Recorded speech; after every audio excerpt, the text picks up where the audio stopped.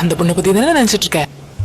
வானம் எங்கும் உன் பிம்பம் மானம் கையில் சேரவில்லை காற்று முதல்ல என்கிட்ட கேட்டிருக்கணும். உன் வாசம் இப்ப கேக்குறேன். வாசம் வாழ்க்கையில் என்ன கல்யாணம் படிக்கிறேன் நீ? உயிரை வேறொரு முடியாது. ஏன்? என்னை சந்தியில் என்கிட்ட நேரம் இல்லையே.